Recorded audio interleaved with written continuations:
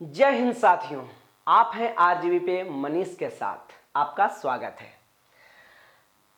इतिहास की घटना चक्र का ये पार्ट नंबर 4 लिया जा रहा है। ठीक है, तो क्वेश्चन स्टार्ट करते हैं। पार्ट 4, पार्ट 3 हो चुके हैं। ध्यान दीजिए, यहां तक के मैंने पिछले क्लास में पढ़ा दिया था। 31 नंबर क्वेश्चन है, क्वेश्चन नंबर 31। क्वेश्चन नंबर 31 में है कि भीमबेटिका किसने खोजा था। भीमबेटिका को किसने खोजा था। तो भीमबेटिका के नाम, ये भीमबेटिका कहाँ है? मध्य प्रदेश में। कौन सा जिला में? रायसेन जिला में। कौन सा जिला? कौन सा जिला में है ये? रायसेन जिला, रायसेन डिस्ट्रिक्ट। कौन सा डिस्ट्रिक्ट में है ये? रायसेन डिस्ट्रिक्ट में है। ठीक है ना। किसने खोजा भीमबेटिका को? डॉक्टर विष्णुधर वाकंकर। डॉक्टर विष्णुधर वाकंकर, यानी V S Wakankar. V S. Wakankar, doctor V S. Wakankar. याद रखिएगा दोस्तों। तो भीमबेटिका बहुत इंपॉर्टेंट है। ये किसके लिए ख्याति प्राप्त है इसको? तो ये शैल चित्रों के लिए ख्याति प्राप्त है। यहाँ पाषाण काल के, नव पाषाण काल के, ठीक है ना, शैल चित्र प्राप्त हुए हैं। गैरिक मृदभांड प्राप्त पात्र, गैरिक मृदभांड पात्र ओसीपी, इसी का फुल फॉर्म है गैरिक मृदभांड पात्र। कहीं ओसीपी रहे तो समझिए गए। इसका नामांकन है ना कहाँ हुआ? तो इसका नामांकन हस्तिनापुर में हुआ। इसका नामांकन कहाँ हुआ? हस्तिनापुर में हुआ। और इसका नामांकन कब हुआ? 1951 में हुआ। इसका नामांकन 1951 में हुआ। याद रखिएगा, इसका नामांकन कहाँ हुआ? हस्तिनापुर में हुआ। और कब हुआ? 1951 में हुआ। हस्तिनापुर में 1951 में हुआ। नेक्स्ट क्वेश्चन है ताम्रपाषाण, यहां गलत लिखा गया है। ताम्रपाषाण काल में महाराष्ट्र के लोगों को, मृतकों को घर के फर्श के नीचे किस तरह रखकर दफनाते थे। तो महाराष्ट्र के बहुत सा जगह है, जैसे महाराष्ट्र के जगह के नाम ले तो नेवासा, दैमावाद, नेवासा,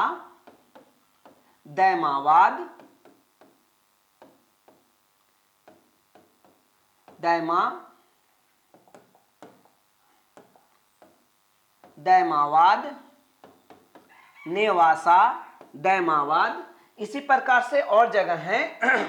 नेवासा, दैमावाद, चंदौली, इनाम गांव। तो सबसे ज्यादा इंपॉर्टेंट चंदौली और इंपॉर्टेंट एक है इनाम गांव। ठीक है ना। इसमें सबसे ज्यादा इंपॉर्टेंट ये दोनों हैं, चंदौली और इनाम गांव। इसमें भी सबसे ज्यादा इंपॉर्टेंट इनाम गांव है। ठीक है ना। तो ये इनाम गांव में क्वेश्चन अब ऐसे उलट के पूछ सकता है, इनाम गांव में सबों को किस ढंग से दफनाया जाता था, या किधर चेहरा और किधर पैर होती थी। तो कहता है कि उत्तर से दक्षिण की ओर दफनाया जाता था। किधर से किधर दफनाया जाता था? उत्तर, सिर उत्तर की ओर होता था और पैर दक्षिण की ओर होता था। क्लियर है दोस्तों। तो सिर उत्तर की ओर होता था और पैर दक्षिण की ओर। आज के डेट में भी ऐसा ही दफनाया जाता है ना दोस्तों। आज के डेट में भी तो ऐसा ही दफनाया जाता है। चलिए, तो अगला क्वेश्चन है कि निम्नलिखित में से किस स्थल से मानव कंकाल के साथ कुत्ते को कंकाल का भी समाधान प्राप्त हुआ, यानी आदमी के साथ साथ कुत्ता को भी दफनाया गया। ये कौन सा जगह है? तो ये बुर्ज होम है। कौन सा जगह है? बुर्ज होम में दफनाया गया आदमी के साथ साथ कुत्ता को भी। आदमी के साथ साथ एक ही कब्रगाह में आदमी और प्लस में कुत्ता को भी दफनाया गया। ये कहाँ दफनाया गया? बुर्ज होम कहाँ है? जम्मू कश्मीर में। जम्मू एंड कश्मीर केंद्र शासित प्रदेश है ना। तो उसकी राजधानी श्रीनगर के पास में है। श्रीनगर के पास में, कहाँ पे? श्रीनगर के पास में एक जगह है बुर्ज होम। ठीक है ना। बुर्ज होम याद रखिएगा। बुर्ज होम की खोज किसने किया? बुर्ज होम की खोज किसने किया? सबसे इंपॉर्टेंट है, बुर्ज होम की खोज किसने किया। तो बुर्ज होम की खोज ध्यान दीजिएगा, बुर्ज होम की खोज किसने करा है ना। थोड़ा टेरा और पीटरसन ने किया। किसने किया? टेरा और पीटरसन ने। टेरा और पीटरसन ने वुर्जहोम की खोज किया। वुर्जहोम किसके लिए विख्यात है? तो वुर्जहोम गर्तावास के लिए प्रसिद्ध है। किसके लिए प्रसिद्ध है साथियों? तो गर्तावास के लिए। गर्तावास मतलब घर जमीन के अंदर घर हुआ करता था, ठीक है ना, और इसमें सीढ़ियां लगी होती थी ऊपर से नीचे उतरने के लिए। तो गड्ढे घर के लिए ये विख्यात है, गर्तावास के लिए विख्यात है क्या? वुर्जहोम। किसके लिए और विख्यात है? आदमी के साथ साथ कुत्ते को भी दफनाया गया। कहां दफनाया गया? वुर्जहोम में। वुर्जहोम है कहां? तो जम्मू कश्मीर श्रीनगर के पास। वुर्जहोम जम्मू कश्मीर केंद्र शासित प्रदेश जो श्रीनगर के पास है। वुर्जहोम का खोज किसने किया? तो टेरा और पीटरसन ने। वुर्जहोम को किसने खोजा? टेरा और पीटरसन ने वुर्जहोम को खोजा। साथियों, तो अगला क्वेश्चन देखते हैं। कहता है निम्नलिखित में से किस स्थान पर मानव के साथ कुत्ते को भी दफनाया गया? अभी तुरंत मैंने देखा कि मानव के साथ कुत्ते को दफनाया गया, तो इसका राइट आंसर आ जाएगा वुर्जहोम। इसका राइट आंसर क्या हो जाएगा साथियों? वुर्जहोम हो जाएगा। 35 क्वेश्चन का ये देख लिए। उसके बाद 36 का गर्त आवास का साक्ष्य कहां मिला है? तो वुर्जहोम में ही गर्त आवास का साक्ष्य मिला है। एक बार फिर से बताइए, वुर्जहोम को कब खोजा गया, ये कोई बताइए? 1935 ईस्वी में वुर्जहोम को खोजा गया। वुर्जहोम को कब खोजा गया? 1935 ईस्वी में वुर्जहोम को खोजा गया। वुर्जहोम को कब खोजा गया? 1935। किसके लिए विख्यात है? तो गर्तावास के लिए। किसके लिए विख्यात है? गर्तावास के लिए विख्यात है, यानी कि गड्ढा घर के लिए विख्यात है। इसको किसने खोजा? तो इसको टेरा और पीटरसन ने खोजा। टेरा और पीटरसन ने खोजा। कब खोजा गया इसको? 1935 ईस्वी में। कहाँ है? जम्मू एंड कश्मीर की राजधानी श्रीनगर के पास। जम्मू एंड कश्मीर की राजधानी श्रीनगर के पास स्थित है। तो इससे याद हो जाएगा कि गर्तावास का साक्ष्य कहाँ प्राप्त हुआ? तो वुर्जहोम में प्राप्त हुआ। गर्तावास का साक्ष्य कहाँ प्राप्त हुआ? वुर्जहोम की खोज किसने करा? टेरा और पीटरसन ने वुर्जहोम की खोज करा। वुर्जहोम की खोज कब हुआ? 1935 में हुआ। किसके लिए विख्यात है? गर्तावास के लिए। एक चीज और के लिए विख्यात था, आदमी के साथ कुत्ते को दफनाना। आदमी के साथ किसको दफनाना? आदमी के साथ कुत्ते को दफनाना, ये विख्यात था। ठीक है ना दोस्तों? तो यहां तक के क्लियर हो गए।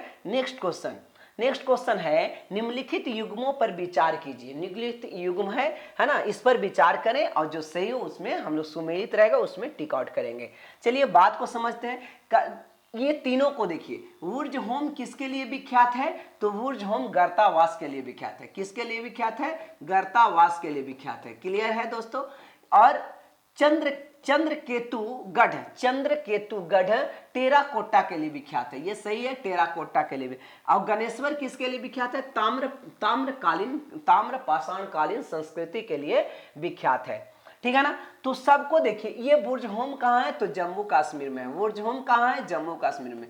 चंद्रकेतुगढ़ कहाँ है? तो चंद्रकेतुगढ़ राजस्थान में है। चंद्रकेतुगढ़ कहाँ मिलेगा आपको? तो चंद्रकेतुगढ़ राजस्थान, गणेश्वर राजस्थान में है। गणेश्वर राजस्थान।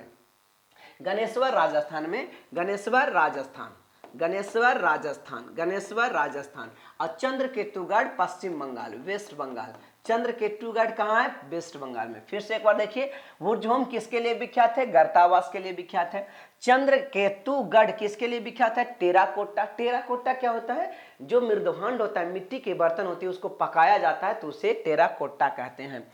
गणेश्वर ये ताम्रकालीन है, तांबा का अधिकतर सामान यहाँ पे मिला है। ठीक है ना? ये राजस्थान में। देखिए राजस्थान से संबंधित जितने आपको तांबा संबंधित जितने बातें आएंगे, आप देखिएगा फला फूला संस्कृति जो रहा है वो राजस्थान में रहा है, तांबा ताम्र संस्कृति। ठीक है ना?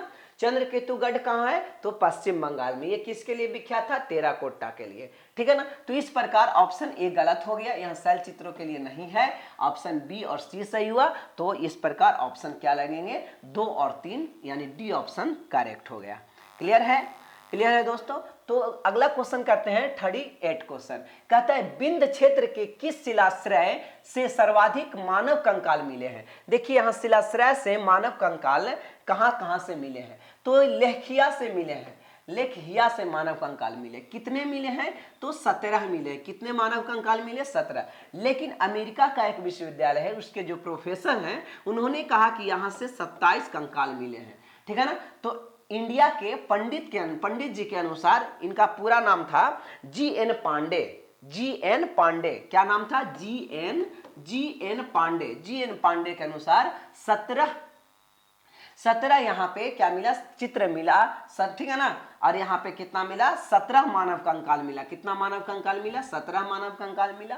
और अमेरिका के जो ओरोजोन विश्वविद्यालय है, ओरोजोन विश्वविद्यालय, अमेरिका के ओरोजोन विश्वविद्यालय, अमेरिका के ओरोजिना यानी ओरोजोन विश्वविद्यालय, ठीक है ना। तो यहाँ उसके जो प्रोफेसर है उन्होंने बताया कि 27 मानव कंकाल मिले हैं। तो इसका राइट आंसर हो गया लेखिया। ठीक है ना दोस्तों। अगला क्वेश्चन करते हैं। निम्नलिखित, नीचे दिए गए 2 कथन दिए गए, इनमें से अभिकथन यानी ए और उसका परिणाम को बताना है। देखिए परिणाम कथन ये क्या होता है? अगर एग्जैक्ट आंसर बता, दोनों सही हो, ए का एग्जैक्ट आंसर बता रहा हो तो ऑप्शन ए सही। ठीक है, दोनों सही है लेकिन आंसर नहीं बता रहा है सही तो बी सही। सी में क्या होगा कि ए सही बी गलत सी सही, ए सही ए गलत बी सही तो डी। लेकिन ज्यादा ए में ही कंफ्यूजन आता है। कहता है विंध्य क्षेत्र में पाषाण युगीन लोग नूतन भूकाल में यानी कि लास्ट पाषाण काल के लास्ट में ये लोग गंगा नदी की तरफ प्रव्रजन किए, गंगा नदी की ओर गए। तो कारण क्या था? तो कारण बस एक ही होगा कि यहाँ क्लाइमेट चेंज के कारण। क्या चेंज हो गया? क्लाइमेट चेंज के कारण, जलवायु परिवर्तन के कारण लोग, ठीक है ना, ये कहाँ पे चले आए? गंगा की ओर चले। तो इस प्रकार से आंसर सही हुआ। ठीक है ना। यहाँ क्वेश्चन क्या था? यहाँ क्वेश्चन था कि पाषाण युगीन लोग धीरे धीरे गंगा की ओर आ गए, गंगा घाटी की ओर आ गए। तो क्यों आए? तो पाषाण कालीन युग जो पहले विंध्य क्षेत्र में थे तो वहां का जलवायु परिवर्तन हो गया और ये धीरे धीरे गंगा की ओर शिफ्ट कर गए। नेक्स्ट क्वेश्चन कहता है भारतीय पुरातत्व सर्वेक्षण निम्नलिखित में किस विभाग या मंत्रालय के अंतर्गत आता है? यानी इंडियन आर्कियोलॉजिकल डिपार्टमेंट्स किसके अंतर्गत आता है? संस्कृति मंत्रालय के अंतर्गत आता है। बहुत बहुत इंपॉर्टेंट क्वेश्चन है कि archaeological department of India, archaeological department of India किसके अंतर्गत आता है? किस मंत्रालय के अंतर्गत आता है? तो संस्कृति मंत्रालय के अंतर्गत आता है। ठीक है ना। राष्ट्रीय मानव संग्रहालय, सॉरी एक दो क्वेश्चन कट गई है ना। राष्ट्रीय मानव संग्रहालय कहाँ है? तो राष्ट्रीय मानव संग्रहालय भोपाल है। राष्ट्रीय मानव संग्रहालय कहाँ है? भोपाल है। इसका राष्ट्रीय मानव संग्रहालय का नाम बदल करके इंदिरा गांधी संग्रहालय कर दिया गया। ठीक है ना। क्या कर दिया गया? इंदिरा गांधी संग्रहालय कर दिया गया। तो इस प्रकार से इस टॉपिक का पूरा क्वेश्चन समाप्त हो गया। 4 सेक्शन में पूरा क्वेश्चन घटना चक्र का। ठीक है ना। अगला टॉपिक होगा सैंधव सभ्यता। हम लोग पाषाण काल सभ्यता देख रहे थे, इसमें पूरा समाप्त हो गया, टोटल क्वेश्चन कर लिया गया है। अब नया क्वेश्चन यानी नया टॉपिक लेकर के आएंगे सैंधव सभ्यता यानी सिंधु घाटी सभ्यता, और तीसरा होगा वैदिक सभ्यता। ठीक है। तो पहले दूसरा सभ्यता पूरा कंप्लीट कर लेंगे, उसके बाद हम लोग तीसरा सभ्यता लेकर के आएंगे। तो अगर आपको वीडियो पसंद करता हो, हम इतना मेहनत करते हैं, बस इसके बदले में कुछ नहीं चाहिए, एक लाइक बटन जरूर दबा दिया कीजिए। ठीक है। तो तब तक के लिए जय हिंद।